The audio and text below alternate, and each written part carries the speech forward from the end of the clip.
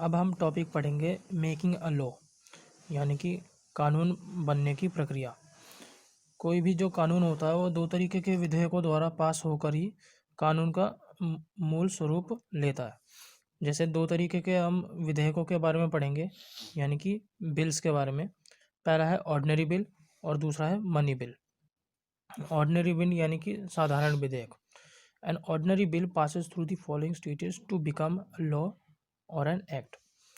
कुछ स्टेप्स होते हैं, कुछ फॉलोइंग स्टेप्स द्वारा ऑर्डिनरी बिल्स यानी कि साधारण जो विधेयक हैं पास होकर एक कानून या अधिनियम का रूप लेते हैं। जैसे फर्स्ट रीडिंग में जो भी साधारण विधेयक होते हैं यानी कि ऑर्डिनरी बिल्स होते हैं, उनका इंट्रोडक्शन होता है पार्लियामेंट्स के दोनों हाउसेस में। मिनिस्टर और प्राइवेट मेंबर या फिर कोई मंत्री या फिर जो प्राइवेट मेंबर है उस बिल के इंट्रोड्यूस करते हैं, एक्सप्लेन करते हैं उसके ऑब्जेक्टिव्स को, और जो सदन उसके फेवर में होते हैं उसे फिर नेक्स्ट स्टेज के लिए भेजा जाता है। The introduction is called the first reading of the bill, और इसी इंट्रोडक्शन को फर्स्ट रीडिंग कहा जाता है। अब सेकंड लेवल में क्या होता है, second reading. At this stage, इस स्टेज में क्या होता है, जनरल डिस्कशन होते हैं उस बिल पर। Thereafter there is a clause by clause discussion. अब उस डिस्कशन को क्लोज बाय क्लोज डिस्कस किया जाता है। उस बिल के जो जितने भी क्लोजेस बाय क्लोजेस उसका डिस्कशन होता है उस बिल का।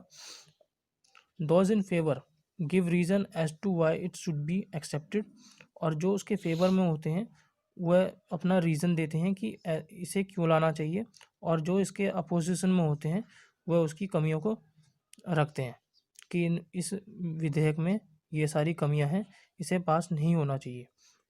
आफ्टर द डिस्कशन, और इस जनरल डिस्कशन के बाद इसे वोटिंग के लिए डाल दिया जाता है।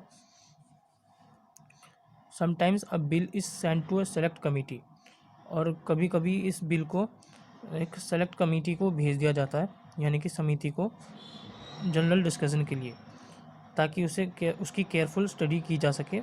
और फिर जब कमेटी द्वारा ये रिपोर्ट भेजी जाती है डिस्कशन के बाद हाउस में, सदनों में, फिर इस पर दोबारा डिस्कशन होती है और ये फिर फर्दर वोटिंग के लिए भेज दी जाती है।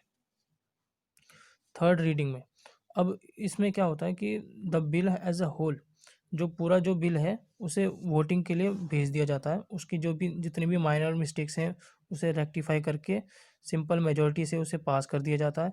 After bill is passed by one house, जब ये एक हाउस से पास हो जाता है, यानी कि एक सदन लोकसभा या राज्यसभा से या अगर ये पास हो जाता है तो इसे दूसरे सदन में भेज दिया जाता है।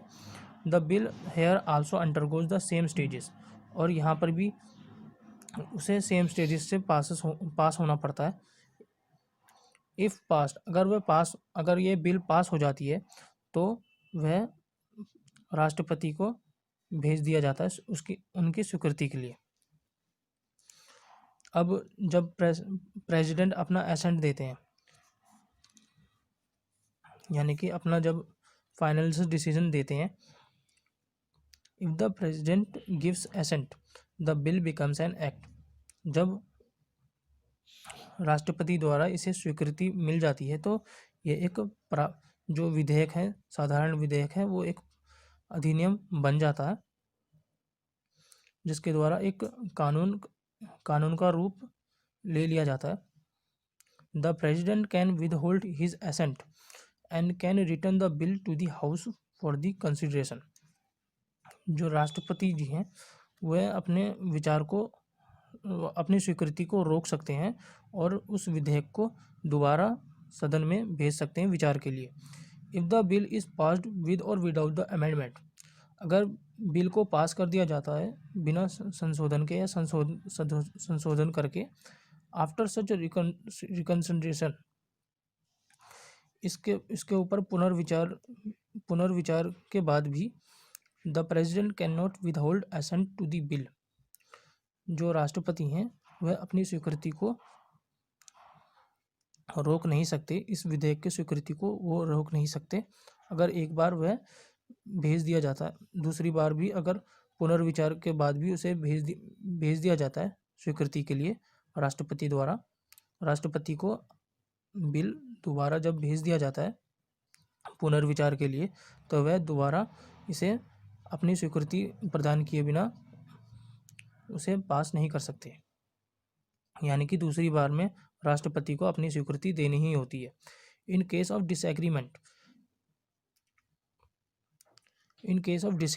बिटवीन द टू हाउसेस, अगर दोनों सदनों के बीच में अगर कोई असहमति हो जाती है या फिर कोई अतिक्रमण हो जाता है, यानी कि जैसे कोई बिल पास हुआ और एक सदन ने उसे स्वीकारने से मना कर दिया, तो जो दोनों सदनों के बीच में जो असहमति होती है उसके कारण जो अतिक्रमण होता है उसे रोकने के लिए एक जॉइंट सेशन बुलाया जाता है, जिसकी अध्यक्षता वहाँ के स्पीकर करते हैं, प्रमुख अध्यक्ष। राष्ट्रपति द्वारा एक जॉइंट सेशन बुलाया जाता है, यानी कि संयुक्त सत्र द्वारा उस असहमति को फिर रिजॉल्व कर लिया जाता है। अब दूसरा बिल है मनी बिल, यानी कि धन विधेयक। A money bill can be introduced only in the Lok Sabha. अब ये जो मनी बिल है इसे लोकसभा द्वारा ही इंट्रोड्यूस किया जा सकता है। The money bill is then sent to the Rajya Sabha. फिर इस बिल को राज्यसभा भेजा जाता है and it has to return the bill within 14 days, और इसे 14 दिन के अंदर इसे लोकसभा को वापस देना पड़ता है वापस। द अपर हाउस में सजेस्ट चेंजेस, जो अपर हाउस है इसमें बदलाव को सजेस्ट कर सकते हैं।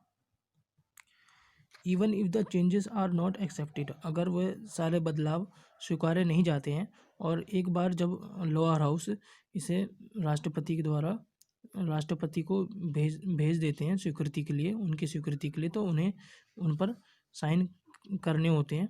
और इसमें ऐसा मनी बिल में ऐसा कोई प्रावधान नहीं है कि उसकी असहमति पर जॉइंट सेशन बुलाया जाए।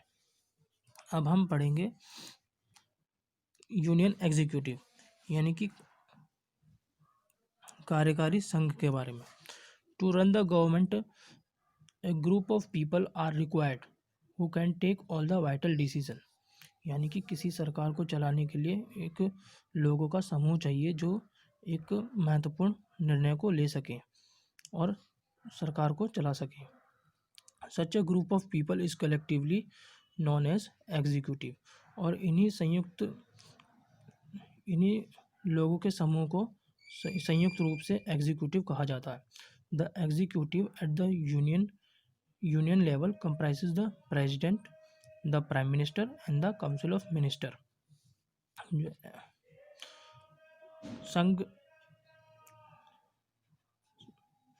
संघ स्तर पर जो भी एग्जीक्यूटिव होते हैं उनमें शामिल होते हैं द प्रेसिडेंट, यानी कि राष्ट्रपति, प्रधानमंत्री और मंत्रिपरिषद। अब उन सब के बारे में हम इस टॉपिक में पढ़ेंगे। द प्रेसिडेंट, यानी कि राष्ट्रपति, both at the centre and at the state level there is an official head, यानी कि केंद्र और राज्य स्तर पर एक आधिकारिक जो मुखिया होते हैं और जो वास्तविक मुखिया होते हैं। And the council of ministers comprises of different categories of ministers, और जो भी मंत्रिपरिषद होते हैं उनमें अलग अलग कैटेगरीज के मिनिस्टर्स होते हैं। The president at the centre and the governor at the state level plays identical roles. जो प्रेसिडेंट यानी कि राष्ट्रपति जो केंद्र के स्तर पर और जो गवर्नर है राज्य स्तर पर अपने अपने एक जैसे रोल को प्ले करते हैं। उन दोनों का काम एक जैसा ही होता है। यानी कि the president of India is thus the constitutional head of the Indian union, यानी कि भारतीय संघ के संवैधानिक मुखिया होते हैं राष्ट्रपति। Executive authority is vested in the president, जो कार्यकारी जो अधिकार होता है वह प्रेसिडेंट का ही होता है। However since India has adopted A parliamentary system of government, यानी कि भारत में एक संसदीय व्यवस्था है, सरकार की संसदीय व्यवस्था है, इसलिए जो रियल पावर है वो सारे एक्सरसाइज करते हैं कौन? प्राइम मिनिस्टर और council of ministers. It is obligatory on the part of the president, और ये ऑब्लिगेटरी होती है प्रेसिडेंट के लिए, to exercise all the powers on the advice of the prime minister and the council of ministers. जो भी powers हैं या फिर जो भी पॉलिसीज़ हैं वो प्राइम मिनिस्टर और काउंसिल ऑफ मिनिस्टर्स के एडवाइस द्वारा ही वो है एग्जीक्यूट कर सकते हैं। अब क्वालिफिकेशन क्या होती हैं प्रेसिडेंट की? In order to occupy the post of the president, यानी कि एक प्रेसिडेंट की पोस्ट को ऑक्यूपाई करने के लिए क्या क्या योग्यताएं होनी चाहिए? A person must be a citizen of India, यानी कि वह भारतीय नागरिक होना चाहिए। उसकी 35 वर्ष, कम से कम 35 वर्ष की आयु होनी चाहिए। Qualified to be a member of the Lok Sabha के सदस्य द्वारा क्वालिफाई होना चाहिए। He must also not hold any office of profit under central and state और लोकल गवर्नमेंट। इन तीनों गवर्नमेंट में वो कोई भी ऑफिस ऑफ प्रॉफिट होल्ड नहीं होना चाहिए।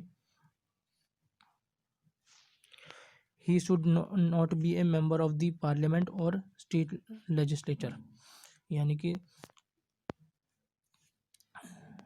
राज्य विधानसभा या फिर संसद के वो सदस्य नहीं होने चाहिए।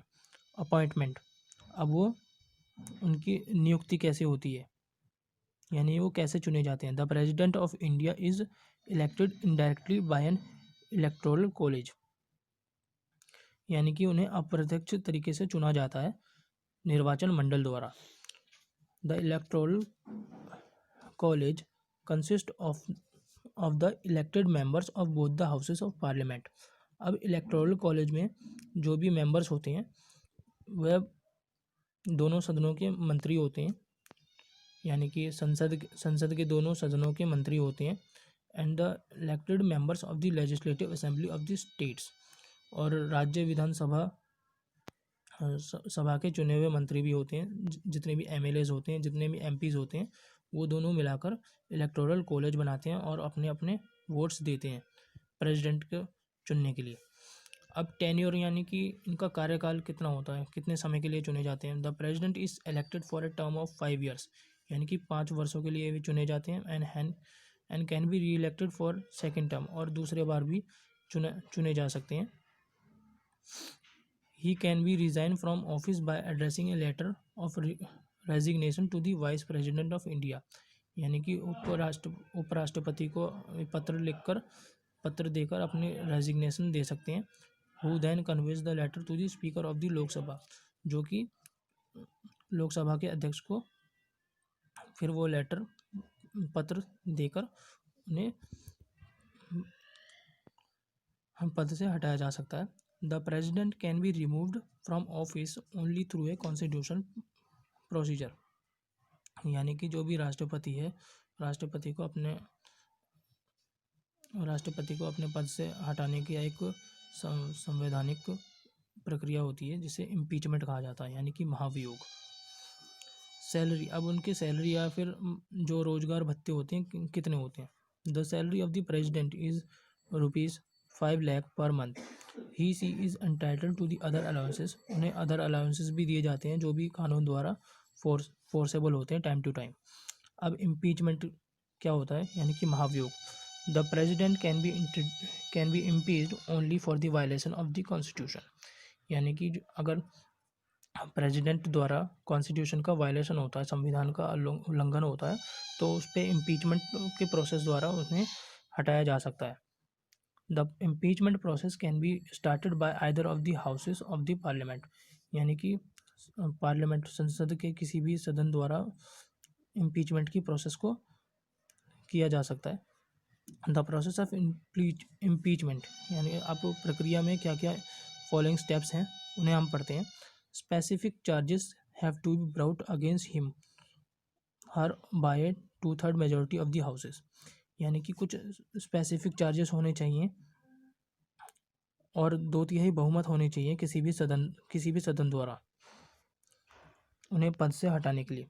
The other house investigate the charges, और जो दूसरे सदन हैं वो सारे चार्जेस पर इन्वेस्टिगेट करते हैं।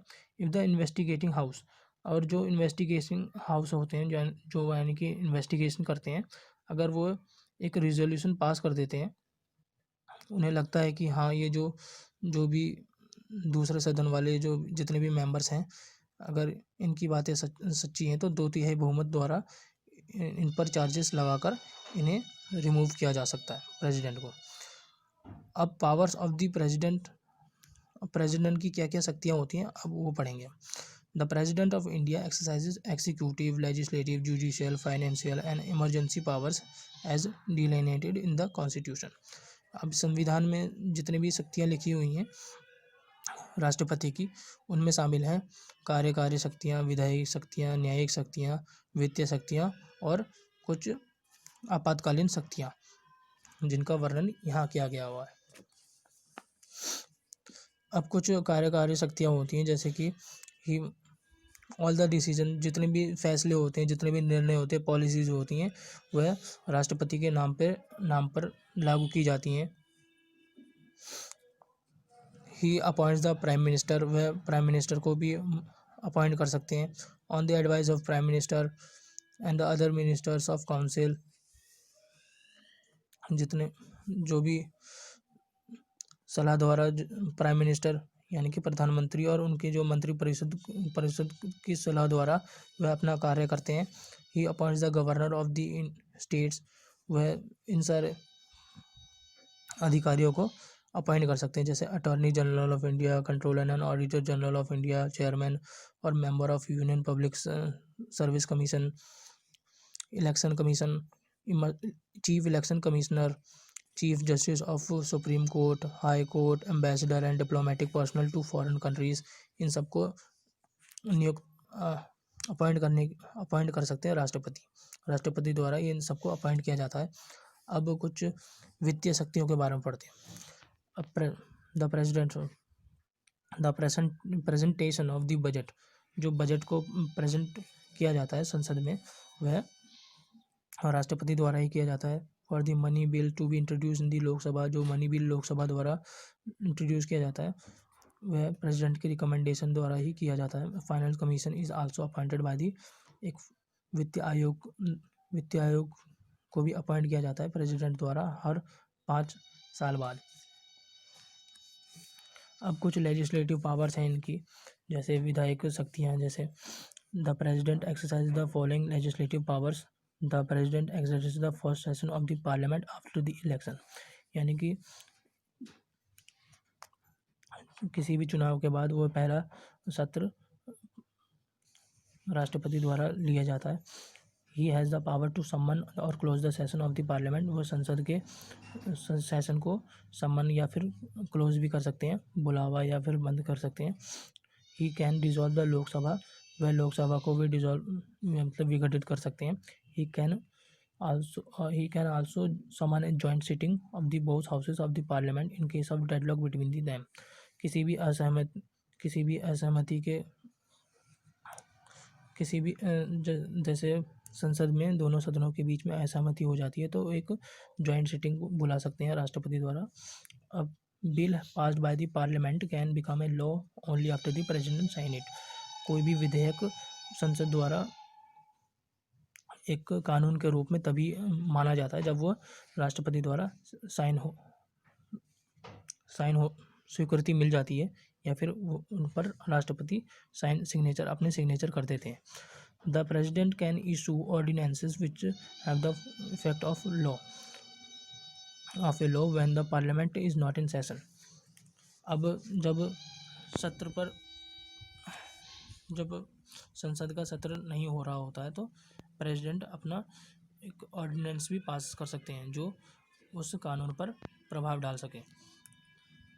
जुडिशियल पावर्स, अब कुछ न्यायिक शक्तियाँ होती हैं कि the president can on appeal of for mercy reduce the sentence और ऑफ ग्रांट पार्डन दे, यानी कि किसी भी व्यक्ति को मर्सी दे सकते हैं कोर्ट द्वारा अगर उसे डेथ सेंटेंस मिल जाता है तो उसे माफ़ी दी जा सकती है उसकी जो जितने भी he can even change a death sentence, यानी कि वो डेथ सेंटेंस को भी बदल सकते हैं और उसकी जो भी व्यक्ति के जो सज़ा है उसको कम कर सकते हैं। ये जुडिशल पावर्स राष्ट्रपति के पास होती हैं। अब कुछ जो होती हैं इमरजेंसी पावर्स, कुछ इमरजेंसी पावर जैसे national emergency, breakdown of state machinery, financial crisis, ये सारी होती हैं आपातकालीन शक्तियाँ राष्ट्रपति के पास, जो वो लागू कर सकता है at the time of emergencies. जैसे राष्ट्रीय आपातकालीन में if the president thinks that the security of the country is threatened by a war और एक्सटर्नल एग्रेशन, यानी कि अगर एक राष्ट्रपति को लगता है कि उसके देश को खतरा है किसी बाहरी ताकत से या फिर इसमें युद्ध छिड़ने की संभावना होती है, तो वह नेशनल इमरजेंसी डिक्लेयर कर सकता है।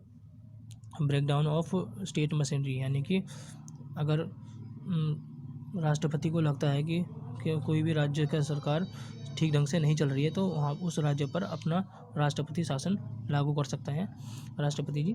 और कुछ फाइनेंशियल क्राइसिस के टाइम पे इफ़ द प्रेसिडेंट थिंक्स, अगर राष्ट्रपति को लगता है कि जो फाइनेंशियल स्टेबिलिटी, जो देश की जो फाइनेंशियल स्टेबिलिटी है वो ठीक ढंग से नहीं है या फिर उसको खतरा है, तो फाइनेंशियल इमरजेंसी भी डिक्लेयर कर सकते हैं।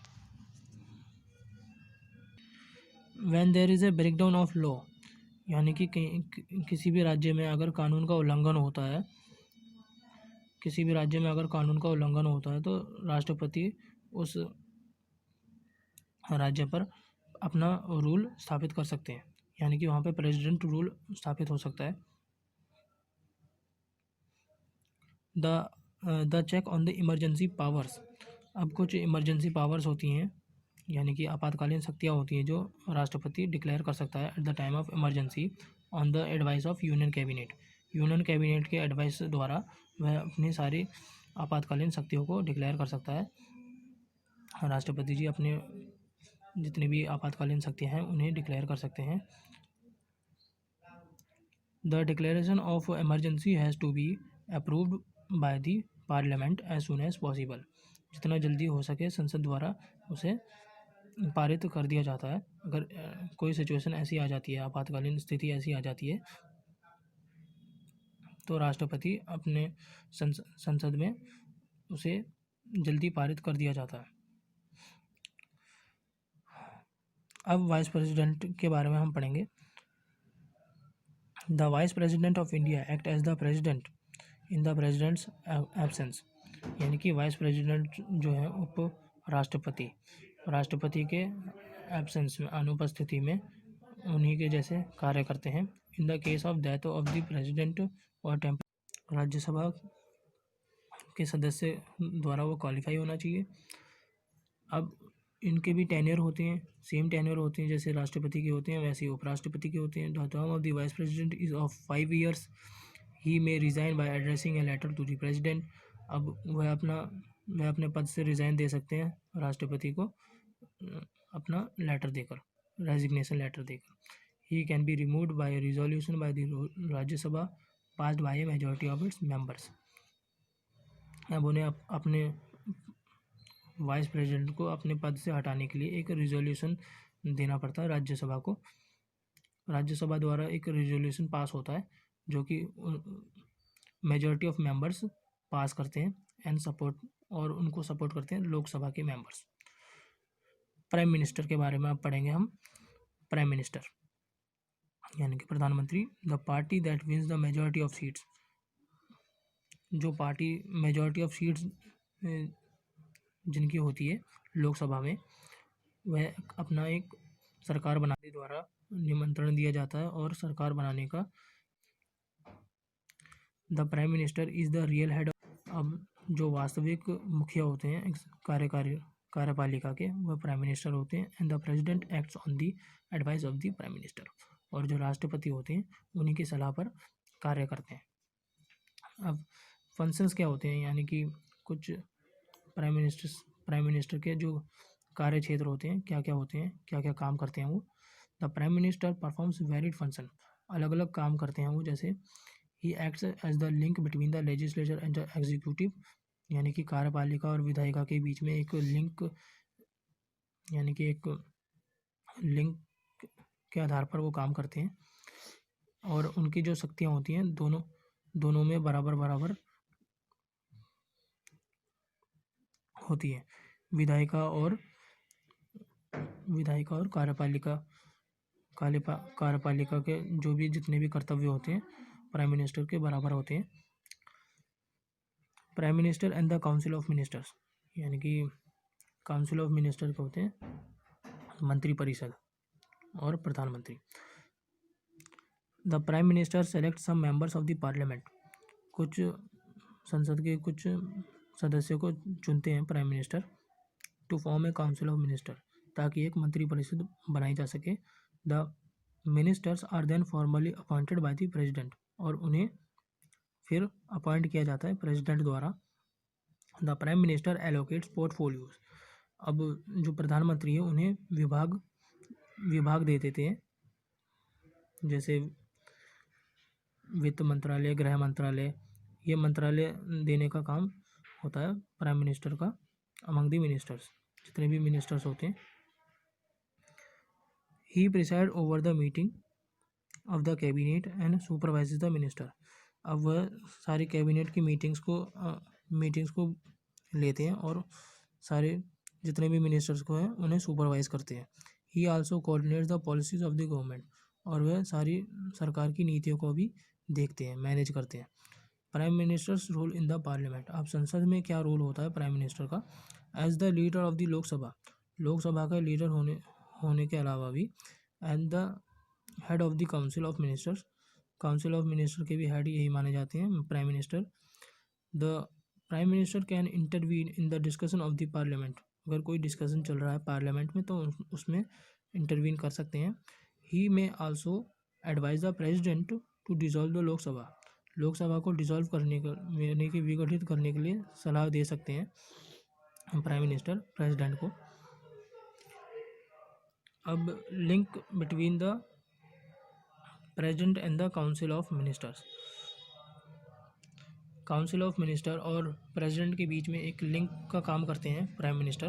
The prime minister act as a link between the president and the council of ministers. He communicates all decision of the council of minister to the president, यानी कि जितना भी डिसीजन होते हैं काउंसिल ऑफ मिनिस्टर्स द्वारा, और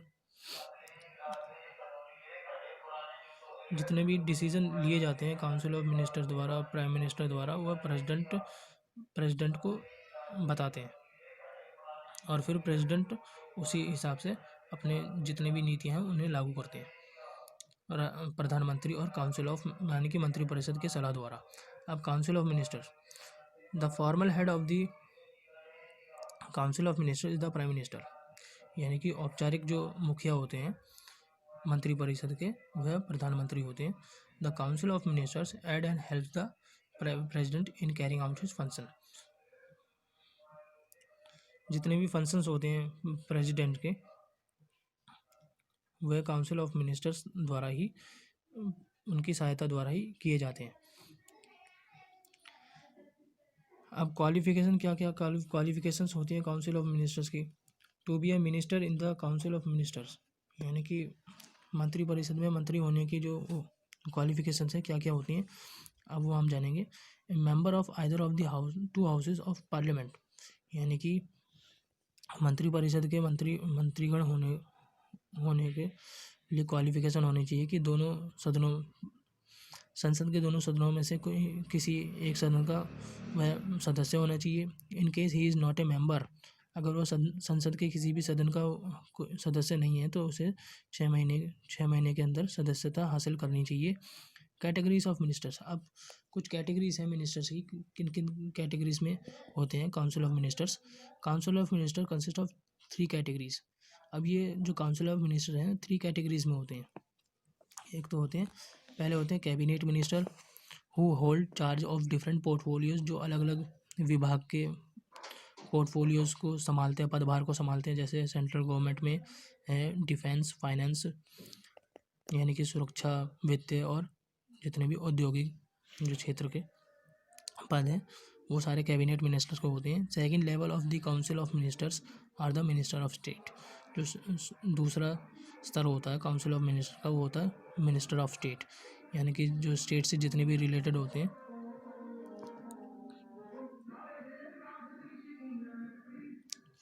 जितने भी फैसले होते हैं वो मिनिस्टर्स ऑफ स्टेट लेते हैं। Third category is of deputy minister. जो तीसरी कैटेगरी होती है वो डिप्यूटी मिनिस्टर की होती है, यानी कि उप मंत्री की। Who assist the cabinet minister and the minister of state. जो कैबिनेट मिनिस्टर और मिनिस्टर ऑफ स्टेट को असिस्ट करते हैं। अब कलेक्टिव रिस्पॉन्सिबिलिटी यानी कि संयुक्त जिम्मेदारी होती है काउंसिल ऑफ मिनिस्टर की। Council of minister work as a team, एक टीम की तरह काम करते हैं। Therefore all the ministers are responsible to the legislature for the decision taken by the council. जितने भी विधायिका के जितने भी मंत्री होते हैं सारे जवाबदेह होते हैं परिषद की फैसले पे, यानी कि जो मंत्री परिषद के जितने भी मंत्रीगण होते हैं सारे रिस्पॉन्सिबल होते हैं। You have seen that if a vote of no confidence is passed by the Lok Sabha. अगर लोकसभा के किसी भी मेंबर के खिलाफ अगर नो कॉन्फिडेंस वोट साबित हो जाता है तो सारे जितने भी मेंबर्स होते हैं उन्हें रिज़ाइन देना होता है अपने पद से। Then the entire council of minister, जितने भी मंत्री परिषद के जितने भी मंत्री होते हैं सबको रिज़ाइन देना होता है। This is known as collective responsibility, इसे कहते हैं संयुक्त जिम्मेदारी। अब फंक्शंस क्या हैं इनके। The council of minister actually takes all the executive decision. जितने कार्यकारी जितने भी फैसले होते हैं वो काउंसिल ऑफ मिनिस्टर्स लेते हैं। इट प्रिपेयर्स द बजट, वह पूरा बजट भी बनाते हैं। It gives effect to the laws pass by the legislature, जो विधायिका द्वारा जो भी जितने भी कानून पास होते हैं उन्हें प्रभावित कर सकते हैं ये। And looks after the administration of the country, और देश के प्रशासन को भी देखते हैं, देखने का काम इन्हीं का ही होता है। अब हम पढ़ेंगे सिविल सर्विसेज के बारे में। The decision that are taken by the council of ministers are executed through the permanent executive called the civil services. अब जितने भी फैसले जो लिए जाते हैं काउंसिल ऑफ मिनिस्टर्स द्वारा उन्हें कार्यरत किया जाता है परमानेंट एग्जीक्यूटिव, यानी कि सिविल सेवाओं द्वारा उन्हें लागू किया जाता है। जितने भी सिविल सर्वेंट्स होते हैं ये सारे जो सिविल सर्वेंट्स होते हैं ये कानून बनाने की मुख्य प्रक्रिया में अपना योगदान देते हैं। जैसे civil services consist of bureaucrats, जितने भी ऊंचे अधिकारी होते हैं, अफसर्स होते हैं, वो सिविल सर्वेंट्स होते हैं। वो run the administrator of a country, यानी कि प्रशासन जो चलाते हैं, देश के जो असली प्रशासन चलाने का काम होता है वो सिविल सर्वेंट्स का होता है। The ministers come to power through a political mandate.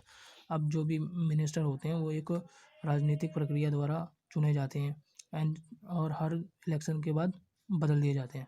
They merely frame the policies, उनके द्वारा जो भी नीतियाँ बनाई जाती हैं वो कम ही बनाई जाती हैं। बट द एक्चुअल इम्प्लीमेंटेशन, जो भी एक्चुअल इम्प्लीमेंटेशन है, लागू करने का जो भी फैसला है वह सिविल सर्वेंट द्वारा ही लिया जाता है। They are the official working under the various department. अब वो जितने भी आधिकारिक जो कार्य हैं वो अलग अलग डिपार्टमेंट के अंडर करते हैं। Other than the arm forces, यानी कि सैन्य बल के अलावा जितने भी विभाग हैं, ऑफिशियल डिपार्टमेंट्स है, वो अपना काम उसके अंदर करते हैं। The services exist both at the centre and the state level. और ये जो सेवाएं हैं ये केंद्रीय और राज्य स्तर पर दोनों में मौजूद है। एट द सेंट्रल लेवल, अब केंद्र स्तर पर जो सिविल सर्विस है उसमें 3 भाग हैं ऑल इंडिया सर्विसेज के। जैसे पहला है IAS, Indian administrative service, Indian police service, Indian forest service. ये सारे ऑल इंडिया सर्विसेज आते हैं केंद्र स्तर पे। अब सिलेक्शन कैसा होता है इन सिविल सर्वेंट्स का। The selection of the civil servant is done at the central level through a independent body. अब जो भी ये चुने जाते हैं सिविल सेवक केंद्र स्तर पे एक स्वतंत्र संस्था द्वारा इनका चुनाव होता है, यूनियन पब्लिक सर्विस कमीशन।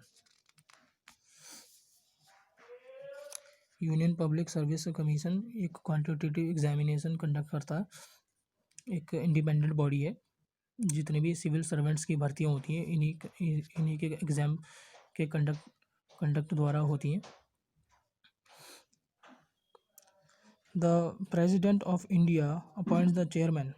जो प्रेसिडेंट होते हैं, जो यूपीएससी के चेयरमैन का चुनाव प्रेसिडेंट द्वारा चुने जाते हैं, और जो भी सदस्य होते हैं यूपीएससी के वो भी राष्ट्रपति द्वारा ही चुने जाते हैं। Some of the IAS officers are placed in each state. कुछ आईएएस ऑफिसरों को अलग अलग प्रत्येक राज्यों में प्लेस कर दिया जाता है, और जो भी बचे हुए सिविल सर्वेंट्स होते हैं वह राज्य द्वारा चुने जाते हैं, are selected by the state. राज्य के जितने भी सिविल सर्वेंट्स होते हैं वो अन्य राज्य द्वारा चुने जाते हैं। अब हायरार्की, जो भी ऊंची रैंकिंग होती है सिविल सर्वेंट में, वो होती है कैबिनेट सेक्रेटरी की। अंडर हिम जितने भी इनके अंडर में जितने भी मंत्रालय होते हैं वो ये चलाते हैं, और सबकी एडमिनिस्ट्रेशन ऑफ ईच मिनिस्ट्री, जितने भी एडमिनिस्ट्रेशन होता है यानी कि प्रशासन होता है हर एक मिनिस्ट्री का, मंत्रालय का, इन्हीं के अंडर होते हैं। They are further assisted by the other secretary, और इन्हें अन्य सचिवों से भी सहायता प्रदान की जाती है। अब इनका काम क्या होता है, फंक्शंस क्या होते हैं इनकी। The civil servants take care of the day to day administrative task in their respective departments. अब अपने अपने जो डिपार्टमेंट होते हैं सिविल सर्वेंट्स के, वो डे टू डे जो भी प्रशासनिक जो कार्य होते हैं वो उनकी देख रेख करते हैं। Thus they are the ones who carry out the policy of the government, और वही इकलौते हैं ऐसे सेवक जो सरकार के जो जितने भी नीति हैं उनको कैरी आउट करने का काम करते हैं। They are the backbone of the administration. अब वो प्रशासन की रीढ़ माने जाते हैं, क्योंकि जो भी कार्य क्षमता है प्रशासन की वह सिविल सर्वेंट की कार्य क्षमता पर ही डिपेंड करती है, यानी कि निर्भर होती है। तो ये हमारा चैप्टर यहीं समाप्त होता है। Thank you.